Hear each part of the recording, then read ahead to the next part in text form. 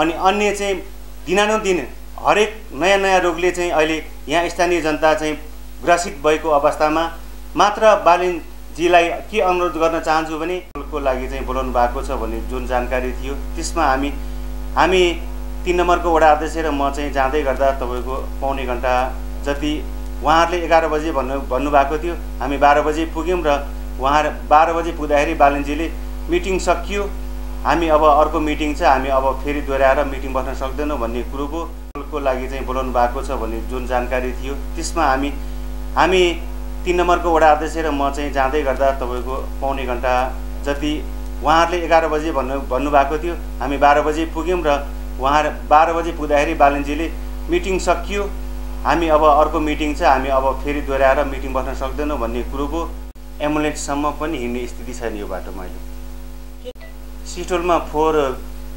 फालिरहँदाखेरि यहाँको स्थानीयलाई चाहिँ पापै गरेको रहेछ भन्ने जुन एउटा शब्द चाहिँ भन्नुभयो, त्यो शब्द पनि पहिला निर्वाचित हुँदै गर्दाखेरि बालनजीले त्यो नबोलेको भए हुन्थ्यो जस्तो लाग्छ मेरो विचारमा। म तपाईको बालनजीसँग र हामी ककनी 1, 2, 3 अनि जुनबेसी 1, 3, 4 का 6 वडासँग मेयर र उपमेयरसँग हाम्रो सहमति भएको थियो। फेरि सिस्टोलको चाहिँ अहिले बाटोको स्थिति के छ तपाईहरु मिडियाकर्मी जान सक्नुहुन्छ, त्यहाँ गएर हेर्नुस्।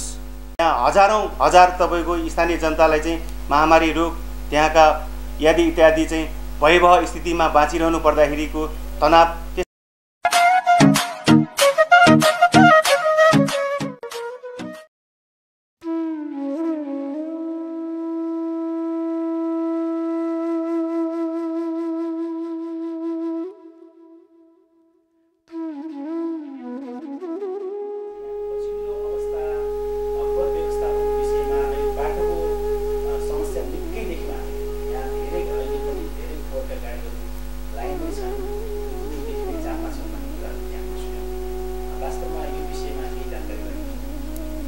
बाटोको विषयमा कुरा गर्दाखेरि अहिले जुन बर्खा लाग्दै गर्दाको स्थितिमा र हिउँदमा बाटोको स्थिति अहिले दयनीय स्थितिमा छ। तपाईको हिउँद लाग्दाखेरि त्यहाँ धुलो छारो अनि गाडी आउँदाखेरि तपाईको ठ्याक्कै युक्रेन र तपाईको त्यो युद्धको स्थिति हुन्छ हिउँदमा भने, बर्खामा तपाईको अहिले ठ्याक्कै स्विमिङ पुल बनाउन लायकका खालहरू छन्। जुन यो 3 बिउलीदेखि बन्जरेसम्मको त्यो बीचको सडकमा तपाईको हिलामे पुरै पिच त यता कता अलिकति केही ठाउँमा मात्रै देखिन्छ, नत्र भने सडकको स्थिति दयनीय छ। यहाँ हाम्रो त मिल्ने जस्तो देखियो नि, हामीले पुरै बाटो त्यो त भन्नै पर्दैन, मिडियाकर्मी त केही चाहिँ आउन सक्छन्, नत्र भने यो एम्बुलेन्ससम्म पनि हिँड्ने स्थिति छैन यो बाटोमा अहिले। त्यो बालनजीले अब त्यो मिडिया मार्फत चाहिँ कहाँ स्थानीय जनतालाई भन्ने कुरो हो। यहाँ आएर उहाँले एकचोटि मलाई मेरो अगाडि नै भनेको थियो, यहाँ स्थानीय जनतालाई सिस्टोलमा फोहोर फालिरहँदाखेरि यहाँको स्थानीयलाई चाहिँ पापै गरेको रहेछ भन्ने जुन एउटा शब्द चाहिँ भन्नुभयो, अलिकति त्यो शब्द पनि अहिलेको अवस्थामा आएर अलिकति त्यो शब्द पनि पहिला निर्वाचित हुँदै गर्दाखेरि बालनजीले त्यो नबोलेको भए हुन्थ्यो जस्तो लाग्छ मेरो विचारमा। तर अहिलेको अवस्थामा उहाँले भनेका शब्द र त्यो गरेका व्यवहारहरू चाहिँ अहिलेको स्थितिमा कार्यान्वयन भएको स्थिति छैन। त्यो भनेपछि कारण के कारणले उहाँले बोलेको कुराहरू वचनमा कार्यान्वयन भएको छैन? त्यसमा छैन, केही पनि भएको छैन अहिलेसम्म। तपाईको बालनजीसँग र हामी ककनी 1, 2, 3 अनि जुनबेसी 1, 3, 4 का 6 वडासँग मेयर र उपमेयरसँग हाम्रो सहमति भएको थियो। 18 बुधे जुन 1 महिनाभित्र चाहिँ लिजेट जुन गाडीहरूमा चाहिँ लिजेट चाहिँ चुइने बोली र व्यवहारमा कार्यान्वयन भएको छैन। बालनजीले भनेका कुरा र यहाँ व्यवहारमा चाहिँ लागू भएको छैन। त्यो त पटक्कै छैन। तपाईको अहिले 3 बिउलीदेखि अहिलेको बाटोको स्थिति हेर्दा अनि त्यहाँ सिसोलको फोहोरको स्थिति हेर्दा, त्यहाँ सिसोलमा अहिले म हिजो पनि गएको थिएँ, त्यहाँको स्थिति हेर्दाखेरि 1 महिनाभित्र या 3 महिनाभित्र चाहिँ यो सबै ढलान चाहिँ हामी ढलान गरेर यो सडक चाहिँ हिलोरहित बनाएर चाहिँ त्यो अहिले काठमाडौँ महानगरपालिकासँग चाहिँ एउटा सडक निर्माणको निमित्त समानान्तर भन्ने एउटा ठेकेदार छ, त्यसले चाहिँ 3 महिनाभित्र चाहिँ हामी एग्रिमेन्ट गरेको 3 महिनाभित्र चाहिँ यो हिलोलाई पिचमा बदल्ने, ढलानमा बदल्ने जुन एग्रिमेन्ट भएको छ त्यो अहिलेसम्मको स्थिति हेर्दाखेरि यो ठेक्का चाहिँ एग्रिमेन्ट भएको पनि तपाईँको 1-1.5 महिना भइसक्यो होला। त्यो बिचमा अहिले खाल्डो जस्तोको तस्तै छ, खाल्डो बढेको छ तर घटेको छैन अहिलेसम्मको स्थिति। लिचेट जुन अहिले गाडीबाट चाहिँ लिचेट चुइने काम चाहिँ हामी नियन्त्रण गर्छौँ, 1 महिनाभित्र चाहिँ त्यसलाई चाहिँ न्यूनीकरण गरेर नचुइने बनाउँछौँ भन्दाखेरि अहिलेको स्थितिमा मिडियाकर्मीहरूले गएर देख्न सक्नुहुन्छ होला त्यहाँ गाडीमा कति लिचेटको धारा चुइरहेको छ। अनि त्यस पछाडि फेरि सिस्टोलको चाहिँ अहिले बाटोको स्थिति के छ तपाईँहरू मिडियाकर्मी जान सक्नुहुन्छ, त्यहाँ गएर हेर्नुहोस् त्यो अवस्था के छ। गाडी तपाईँको सहजै त्यहाँका दुधका गाडीहरू पनि आते जाते गर्नको लागि चाहिँ सहज छैन, त्यहाँ कठिनाइ छ। त्यहाँ किसानका दुधहरू चाहिँ त्यहाँ 12-1 बजीसम्म चाहिँ त्यो गाडी उक्लिन नसकेर त्यहाँ जाम भएर चाहिँ बिग्रिने स्थितिमा छ। तरकारीहरू पनि त्यस्तै अवस्थामा दैनिक भइरहेको छ। त्यसकारण यो बोल्नु र गर्नु चाहिँ अलिकति महानगरपालिका र राज्यले त्यो जे बोल्छ त्यो अहिले कार्यान्वयन गरिरहेको स्थिति छैन। त्यसकारण यहाँका स्थानीय जनताको चाहिँ पीडा र समस्या जिउका त्यौँ छन्। स्वास्थ्यका समस्या भन्दाखेरि तपाईँको अहिलेसम्म स्वास्थ्य अहिले महानगरपालिकाले एउटा पत्र हामी प्रत्येक वडाहरूमा आइरहेको छ। त्यो स्वास्थ्य बिमा मात्रै होइन कि अहिले दैनिकी यहाँ रोग व्याधिले हैजा क्रमिक रूपमा फैलिरहेको स्थिति छ। क्यान्सरका कुरा, यहाँ मुटु रोगीहरू चाहिँ दिनानुदिन बढिरहेको स्थिति छ। त्यसलाई चाहिँ कसरी न्यूनीकरण गरेर फेरि राज्यले त्यसलाई चाहिँ निःशुल्क उपचारतर्फ कसरी लाने, हामी त्यो विषयमा पनि गाउँपालिकादेखि धुनीबेसी नगरपालिकासम्म पनि हामी राज्यसँग कसरी चाहिँ समन्वय गरेर यहाँ स्थानीय प्रभावित क्षेत्रका जनतालाई चाहिँ सहुलियत र सुलभ तरिकाले चाहिँ स्वास्थ्य लगायत अनेकौँ चाहिँ एउटा चाहिँ समस्याको समाधानको निमित्त हामी सहकार्य गरेर जानको निमित्त हामी तयार भएका छौँ। अब छलफल गरेर हामी महानगरसँग या शहरी विकास मन्त्रालयसम्म पनि हामी डेलिगेसन या ताकेदा गरेर त्यसको निचोडमा जाने चाहिँ छौँ। सम्झौता भएको लगभग 1.5 महिना पुग्दासम्म केही काम थालनी भएको छैन मैले भनिराख्नु पर्दैन। तपाईँ अहिले यो वडा कार्यालयबाट चाहिँ सिस्टोल चाहिँ 2 किलोमिटर हो, त्यहाँसम्मको स्थिति हेर्नुहोस् र तपाईँहरूले देख्नुहुनेछ। त्यो छर्लङ्ग चाहिँ क्लियर रूपमा तपाईँहरूको त्यहाँ स्थानीय मलाई सोधिरहनु भन्दा पनि त्यहाँ स्थानीय त्यहाँ बाटोमा भेट्ने त्यहाँ समस्या परेर बसिरहेका गाडीवालाहरू होलान्, त्यहाँ सबैलाई सोद्धाखेरि पनि छर्लङ्ग छ कि सिस्टोल र बन्चरीको र यहाँका स्थानीय जनताको चाहिँ दयनीय स्थिति के छ भनेर छर्लङ्ग पारदर्शी रूपले तपाईँहरूले देख्नुहुन्छ। तपाईँहरू केही समय अगाडि बालेनजीसँग तपाईँको यहाँको स्थानीय लगायतका प्रति पदाधिकारीहरूको पनि मिटिङ भएको थियो भन्ने हामीले जानकारी पाएका थियौँ। त्यो मिटिङमा तपाईँहरूलाई कसरी घुम्नबाट वञ्चित गराइयो भन्ने कुरा पनि सुनेका थियौँ, के सत्य हो? हामीले यस्तो हामीलाई चाहिँ पत्र मार्फत भन्दा पनि शहरी वातावरण चाहिँ विभागका प्रमुख चाहिँ सरिता राई म्यामज्यूले चाहिँ हामीलाई भोलि चाहिँ मेयर साहबसँग चाहिँ राष्ट्रिय सभागृहमा चाहिँ वार्ताको लागि उहाँले चाहिँ आह्वान गर्नुभएको छ। तपाईँहरू आएर चाहिँ त्यहाँ सिस्टोलको समस्याको चाहिँ अपडेट कसरी के भएको छ, त्यहाँको स्थिति के छ, फलको लागि चाहिँ बोलाउनु भएको छ भन्ने जुन जानकारी थियो त्यसमा हामी 3 नम्बरको वडा अध्यक्ष र म चाहिँ जाँदै गर्दा तपाईँको पौने घन्टा जति उहाँहरूले 11 बजे भन्नुभएको थियो, हामी 12 बजे पुग्यौँ र उहाँ 12 बजे पुग्दाखेरि बालनजीले मिटिङ सकियो, हामी अब अर्को मिटिङ छ, हामी अब फेरि दोहोऱ्याएर मिटिङ बस्न सक्दैनौँ भन्ने कुरो भयो। त्यस पछाडि हामी त्यसो भए त ठिकै छ त, हामी अलिकति बाटोकै कारणले गर्दाखेरि हामी ढिला पुग्यौँ।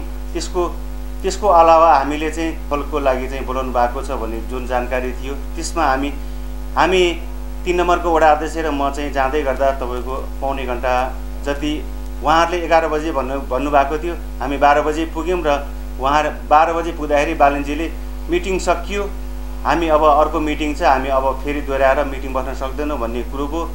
कुरा महानगरसँग चाहिँ कुरा राख्नै नपाउने त्यो तरिकाले हो भने चाहिँ सिस्टोलको समस्या अनि बन्चरीको समस्या समस्या पर्दाखेरि चाहिँ वडा अध्यक्षहरूले गएर चाहिँ समन्वय गरिदिनु पर्ने अनि त्यो समस्याको चाहिँ फेरि दोहोऱ्याएर चाहिँ फेरि त्यो समस्याको समाधान कसरी भइराखेको छ त्यो एउटा महानगर र चाहिँ ककनी गाउँपालिका र दुनिबेसी नगरपालिकाले चाहिँ कोर्डिनेसन गरेर यहाँको समस्याको समाधान कसरी हुनसक्छ भनेर चाहिँ एउटा टेबल टक गरेर चाहिँ एउटा कार्यकक्षमा बसेर त्यहाँको चाहिँ समस्याहरूको समाधानको निमित्त कसरी जाने भनेर चाहिँ एउटा कुरा गर्न नपाउँदाखेरि हामीलाई अति नै दुःख लागेको छ। त्यो होइन कि मात्र हामी महानगरपालिकासँग के अनुरोध गर्न चाहन्छौँ भने सिस्टोल र बन्चरेलाई हामी व्यवस्थित रूपमा फोहोर दीर्घकालीन समस्याको समाधानको निमित्त हामी कसरी जान सक्छौँ भनेर चाहिँ सहकार्य गरेर अगाडि बढ्ने कुरो हो। उहाँहरूले जबरजस्ती चाहिँ फोहोर यहाँ चाहिँ सिस्टोल र बन्चरेमा चाहिँ डम्प गर्नैपर्छ, यहाँका स्थानीय जनप्रतिनिधि यहाँका स्थानीय जनतालाई चाहिँ समस्या मारमा पारेर उहाँहरूले दमन गरेर फोहोर फाल्नुहुन्छ भने हामी त्यसको निमित्त चाहिँ गाउँपालिका र दुनिबेसी नगरपालिका लगायत हामी टिमबद्ध भएर अब कसरी त्यसको चाहिँ व्यवस्थापन गर्छौँ र त्यसलाई चाहिँ दीर्घकालीन रूपमा समस्या नै रहिरहने र त्यसलाई चाहिँ निराकरण नहुने भयो भने हामी दुनिबेसी नगरपालिका र ककनी गाउँपालिका मिलेर अब दीर्घकालीन रूपमा त्यो फोहोरको समस्याको समाधान भन्दा पनि हामी सदाका लागि चाहिँ फोहोर चाहिँ यो ककनी गाउँपालिकाको जुन भन्छरी र सिस्टोलमा चाहिँ फोहोर व्यवस्थापनको निमित्त हामी चाहिँ अवरोध सदाका लागि चाहिँ रोक्ने चाहिँ निर्णय गर्न पनि सक्छौँ हामीले।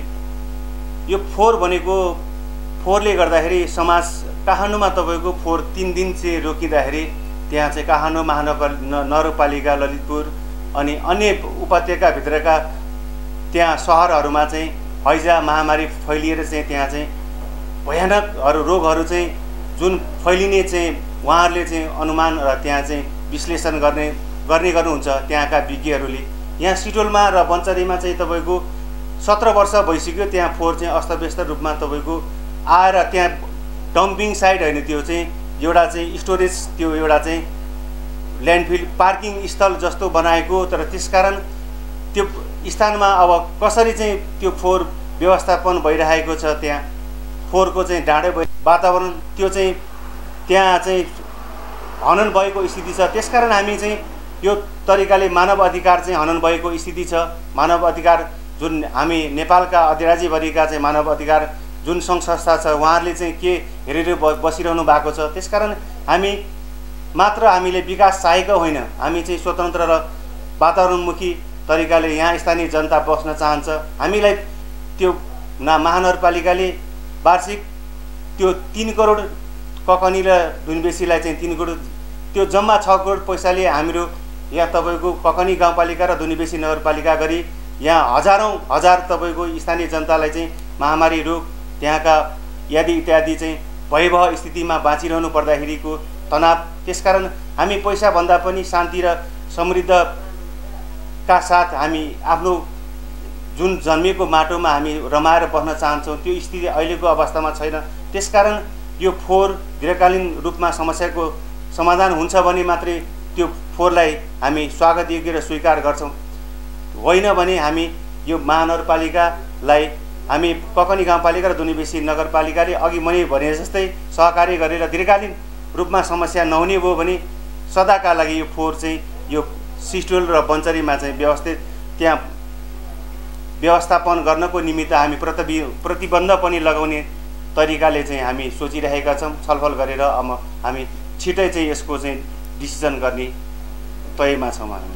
भनेपछि अब के भन्न चाहनुहुन्छ, हाम्रो बालेनजीलाई कतिपय अब तपाईँकै ठाउँका मान्छेहरूले भन्नुहुन्छ धेरै आशा गरेका थियौँ, अब हामीले बालेनबाट आशा गर्न सकेनौँ, केही पनि काम भएन भन्नुहुन्छ। अब तपाईँको तर्फबाट उहाँलाई म्यासेज सन्देश अब के गर्नुपर्छ, उहाँले यहाँका जनताको मन जित्नको लागि अथवा यहाँका जनताको भनाइलाई चाहिँ उहाँले चाहिँ अलिकति व्यवस्थित रूपमा गर्नको लागि के गर्नुपर्छ अब चाहिँ बालेनजीले मेरो हामी सबैको चाहिँ चाहना हो, बालेनजीले चाहिँ यहाँ स्थानीय जनतालाई चाहिँ फोहोरले कतिको प्रभाव पारेको छ, फोहोरले प्रभाव पारेको सँगसँगै यहाँका स्थानीय जनताले चाहेको स्वास्थ्य, शिक्षा, रोजगार, अन्य रोग मान्छे अहिले दिनानुदिन यो फोहोरकै कारणले गर्दाखेरि मुटु रोग, क्यान्सर अनि अन्य चाहिँ दिनानुदिन हरेक नयाँ रोगले चाहिँ अहिले यहाँ स्थानीय जनता चाहिँ ग्रसित भएको अवस्थामा मात्र बालिनजीलाई के अनुरोध गर्न चाहन्छु भने हामीले राज्यको कुनै पनि हामीले सुविधा र त्यहाँका चाहिँ केही हामीले मागेका छैनौँ। मात्र निःशुल्क त्यहाँका स्थानीय सिस्टोल र बन्चरे डाँडाका वरपरका स्थानीय पीडित जुन फोहोरबाट चाहिँ पीडित जनताले चाहिँ निःशुल्क स्वास्थ्य सुविधा मात्रै पाउन्। हामीले त्यहाँ रोजगारी त्यहाँका स्थानीय विकासका पूर्वाधार मागेका छैन। त्यहाँ मात्र निःशुल्क जुनसुकै रोग लाग्दा पनि निःशुल्क उपचार राज्यबाट पाउने सेवा सुविधा चाहिँ मात्र हामीले यो स्थानीय सिस्टोल प्रभावित र बन्चरे प्रभावित जनताले मात्रै पाउन् भन्ने चाहना हो। उहाँ बालिनजीसँग चाहिँ मेरो पनि के अनुरोध छ भने यहाँ स्थानीय जनतालाई हामी सहज तरिकाले कुनै पनि रोग व्याधि हुँदाखेरि यहाँ मात्र समस्या नहोस् कि पैसाकै कारण यहाँको स्थानीय जनताले उपचार नपाएर मृत्युवरण गर्न नपरोस्, त्यो मात्रै चाहना हो हाम्रो। अरू केही भनाइ छ भने तपाईँको यहाँका स्थानीय जनताहरूलाई तपाईँ एउटा वडा प्रतिनिधि हिसाबले केही भनाइ छ भने आफ्नो कुरा राख्नु। मलाई जहाँसम्म लाग्छ यो बाटोको स्थिति, यो अहिले तपाईँको फोहोर ल्याउँदै गर्दाखेरिको बाटोको स्थिति मलाई जहाँसम्म लाग्छ कुनै पनि देशमा यस्तो स्थिति छैन होला। मात्र यो फोहोर व्यवस्थापन गर्नको निमित्त यो फोहोर धुलोरहित र हिलोरहित बनाएर महानगरपालिकाले यसलाई चाहिँ अलिकति सहज तरिकाले समाजलाई पनि दुर्गन्धित र अलिकति प्रदूषण मुक्त बनाएर सडकलाई चाहिँ व्यवस्थित तरिकाले फोहोर बन्चरेमा व्यवस्थापन गर्नको निमित्त महानगरपालिकाका मेयर बालिनज्यूलाई चाहिँ मेरो अनुरोध छ कि